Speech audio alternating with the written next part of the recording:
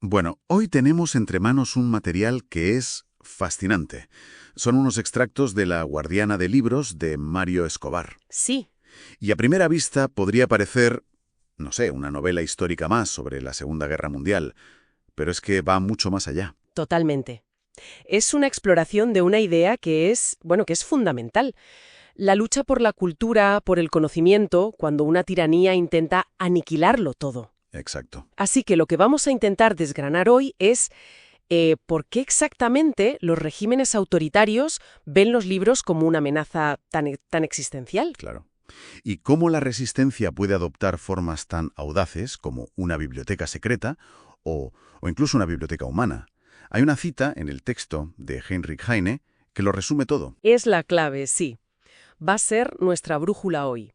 Allí donde se queman los libros, se acaba por quemar a los hombres. Uf. Y el vehículo para explorar esa idea tan potente es una figura, Helene Nathan, que era bibliotecaria en el Berlín de los años 30. Ajá. Su historia personal, que el autor novela a partir de hechos reales, nos sirve para entender un fenómeno histórico muchísimo más amplio. Y a mí lo que me parece muy interesante es un concepto que el autor mete en sus notas, ¿Cuál? el de las religiones políticas. Él explica que cuando la fe tradicional, digamos, retrocede en una sociedad, pues a menudo surgen ideologías seculares nuevas. Como el nazismo, el comunismo. Exacto. Y exigen una devoción total o incluso mayor. No son solo sistemas políticos, son credos que no toleran ninguna competencia. Claro. Y en ese contexto, cualquier fuente de conocimiento que sea independiente, como un libro que te haga pensar por ti mismo, se convierte en una herejía, en un enemigo que hay que purgar. Vale, vamos a meternos de lleno en eso, porque el texto nos sitúa justo en el ojo del huracán. Estamos en Berlín entre 1932 y 1933. Plena ebullición. La protagonista, Helene Nathan, dirige la biblioteca pública de Neukölln, que era un barrio obrero, y el ambiente que describe es de una tensión, casi eléctrica. Claro, es que la crisis del 29 había dejado a la gente... Agotada, resentida. Eso es. Y el partido nazi, pues, capitaliza todo ese descontento y empieza a ganar poder a una velocidad de vértigo. Y Helene, que el texto nos dice que es medio judía y está prometida con un oficial prusiano, Derek, pues ve venir la tormenta. La ve venir perfectamente. Y no tarda en sentir las primeras gotas. Sí, porque la tormenta no empieza con una ley o un gran decreto, empieza en la calle, a pequeña escala. Claro, el texto describe cómo su biblioteca, que es un lugar de conocimiento o de encuentro, empieza a ser atacada. Primero son pintadas en la fachada, cerdos judíos comunistas, y luego la cosa escala. Claro, luego ya le lanzan piedras a las ventanas, antorchas por la noche. Y lo más desolador es la reacción de las autoridades, ¿no? Se cuenta que la policía, que a menudo simpatizaba con los nazis, no hacía absolutamente nada. La dejan sola. Completamente sola. Y me pregunto, ¿esto eran solo actos de unos pocos vándalos o ya era parte de algo más grande? Son el síntoma y la estrategia a la vez. No son actos aislados para nada. Son la avanzadilla de una campaña que está totalmente deliberada. O sea, ya estaba planificado. Es que los regímenes autoritarios casi siempre empiezan por ahí, por atacar y controlar la cultura, porque es el termómetro de una sociedad, es donde se forjan las ideas. Y mientras en los despachos... Pues en los despachos ya hay figuras siniestras moviendo los hilos. En la novela aparecen dos que son clave. Rudolf Kummer y Hugo Andres Kruse. Son oficiales nazis. Y su encargo es la purga de las bibliotecas. No son simples matones. No. Son burócratas de la destrucción cultural. Su misión es elaborar listas negras. Listas de bibliotecarios que no son afines al régimen y, sobre todo, listas de libros contaminados. Contaminados por literatura judía, pacifista, comunista. Exacto. Hay una frase de Kummer Kruse que es demoledora y lo resume todo. El mal hay que arrancarlo de raíz. Y para ellos esa raíz no eran solo las personas, eran las ideas, los libros. Lo que nos lleva a ese momento que todos tenemos grabado, ¿no? Aunque sea por fotos. La quema de libros del 10 de mayo de 1933. Sí. El texto lo describe de una forma muy vivida. Una pira inmensa de madera en la plaza de la Ópera de Berlín. Y miles de estudiantes y miembros de las SA lanzando libros al fuego al grito de Heil Hitler. Es una escena terrible. Y en medio de todo, la figura de Joseph Goebbels, el ministro de propaganda, dando un discurso que es, vamos, una declaración de guerra contra el intelecto. Cita algunas frases, ¿verdad?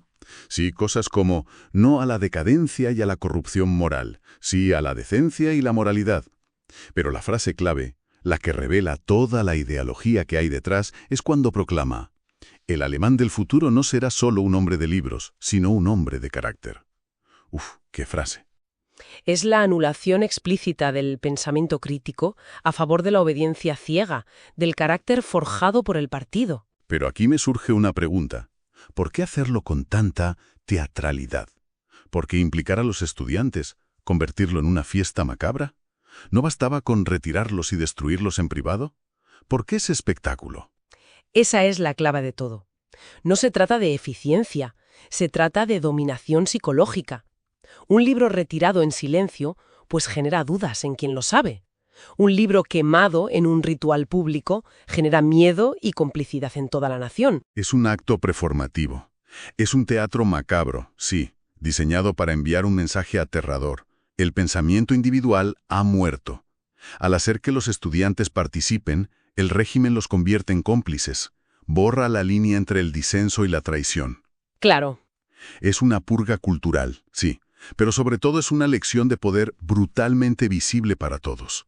A partir de ese momento, el régimen establece un monopolio sobre la verdad. Se acabó el debate. Y en medio de esa locura, la reacción de Ellen es increíblemente valiente. Ella, con sus ayudantes, Lena y Klaus, no se esconde. ¿No? Sigue a la turba para verlo con sus propios ojos. El texto dice que lo hace para que no se me olvide jamás. Es un acto de testimonio, sí, y describe ese momento como si le hubieran robado su ciudad, su idioma, todo lo que ama. Es la materialización de sus peores miedos. Exacto, y es esa voluntad de no olvidar lo que la lleva a la siguiente fase, la resistencia activa. Ante la purga, Helene, Lena y Klaus no se conforman con esconder unos pocos libros. Toman una decisión de una valentía y una ambición extraordinarias. Deciden crear la Biblioteca Secreta de Berlín. Y aquí es donde la historia da un giro casi de novela de espías. No es un escondite en un sótano, no. ¿Qué va? Alquilan un edificio entero, nada menos que la antigua embajada de Checoslovaquia, y lo llenan con miles de libros prohibidos. Pero el detalle que a mí me dejó sin aliento es la ubicación. Es que es increíble. Es casi suicida. Montan su base de resistencia justo enfrente de la sede central de la Gestapo. Es la máxima expresión del desafío. Podría parecer una locura, pero también es una estrategia brillante de esconderse a plena vista. Claro, nadie se lo esperaría. Nadie en su sano juicio esperaría que la resistencia operará en las narices del enemigo. Es un acto de guerra psicológica, una forma de decir, no os tenemos miedo, seguimos aquí, protegiendo lo que intentáis destruir. Supongo que esa audacia, al final, tuvo un precio, porque una operación así no podía pasar desapercibida para siempre. Por desgracia, no. La novela narra cómo finalmente Rudolf Kummer, el oficial nazi, la arresta.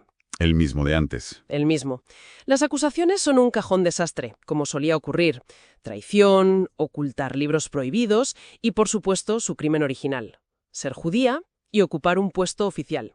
Y de ahí la envían al campo de Moringen, que, según las notas, fue el primer campo de concentración de la historia solo para mujeres en Alemania. Sí, y el texto describe la brutalidad de las guardianas, las condiciones infrahumanas. Es el intento sistemático de aniquilar la identidad. Pero incluso ahí, en el lugar diseñado para deshumanizarla, Helen no se rinde. No, al contrario. Descubre que está embarazada y da a luz a su hijo, Alexander, dentro del campo. Y es entonces cuando la idea de la biblioteca resurge de la forma más humilde y a la vez más poderosa. Así es. Con la ayuda de una doctora, que también es prisionera, consigue un par de libros. Una novela de Walter Scott y otra de Balzac. Solo dos. Solo dos, y con esos dos únicos ejemplares, crea una biblioteca secreta dentro del propio campo y enseña a leer en la clandestinidad a otras reclusas. Es un contraste brutal. Pasar de gestionar una biblioteca clandestina con miles de volúmenes a aferrarse a solo dos libros raídos en un campo de concentración.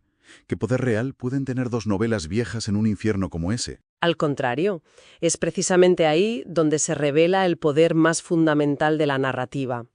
En un lugar como Moringen, donde te quitan el nombre y te dan un número. Donde intentan reducirte a un objeto. Exacto. El acto de compartir una historia se convierte en una afirmación radical de la propia humanidad. Esas novelas no son solo entretenimiento, son un ancla a la que aferrarse para no perder la cordura. Son un portal a otro mundo. Un recordatorio de que existe la belleza. La belleza, la complejidad, la emoción, más allá de las alambradas. Al enseñar a leer a otra persona, Helene le devuelve una parte de su identidad y crea un pequeño acto de comunidad y de esperanza en el lugar más desesperado. Es la prueba de que mientras haya una historia que contar, la humanidad resiste. Tras su liberación, la historia da otro giro. Helene sobrevive y vive escondida. La guerra ya ha comenzado y ahora el peligro no es solo la Gestapo, son los bombardeos aliados que amenazan con destruir físicamente la biblioteca secreta. Claro, la amenaza es diferente, pero el resultado puede ser el mismo. Los libros de papel pueden arder, ya sea en una pira nazi o bajo las bombas. Y aquí es donde surge la idea final de resistencia, la más poética y poderosa de todas. La biblioteca viviente. Un concepto que nos recuerda inevitablemente a Fahrenheit 451, ¿verdad? Exactamente. Helene llega a una conclusión radical. Si los libros físicos pueden ser destruidos, la solución es que el conocimiento deje de ser solo físico. Así que organiza una red.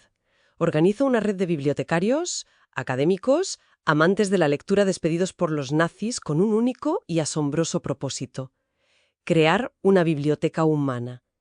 El funcionamiento es tan simple como genial. Cada persona se encarga de memorizar un libro completo, de principio a fin. Se convierten literalmente en libros vivos. El conocimiento se traslada al único santuario al que los nazis no pueden llegar. La mente humana. Es un acto de fe absoluto en la memoria y en la transmisión oral. ¿Pero qué implica eso en la práctica? Pienso en la carga psicológica de ser el único guardián de una obra maestra, el miedo a olvidar una frase, a que te maten y el libro muera contigo. Es una responsabilidad inmensa. Inmensa. Y es también la máxima expresión de la idea de que la cultura no reside en los objetos, en el papel, sino en las personas. El libro es el contenedor, pero la idea, la historia, vive en nosotros. Es volver a las raíces. Es volver a la tradición oral de los aedos griegos o los juglares medievales. Mientras alguien recuerde la historia y pueda contarla, la idea sobrevive, aunque todos los ejemplares del mundo hayan sido destruidos. Es la forma de resistencia más resiliente posible. El libro menciona ejemplos concretos, ¿no? Obras de Tolstói y de Dickens. Cita la famosa primera frase de Historia de dos ciudades. Eran los mejores tiempos, eran los peores tiempos. Es una imagen increíblemente poderosa. Y la cultura sobreviviendo en la voz de la gente, en susurros, mientras el mundo se derrumba a su alrededor. Y el texto cierra el círculo de una manera muy conmovedora.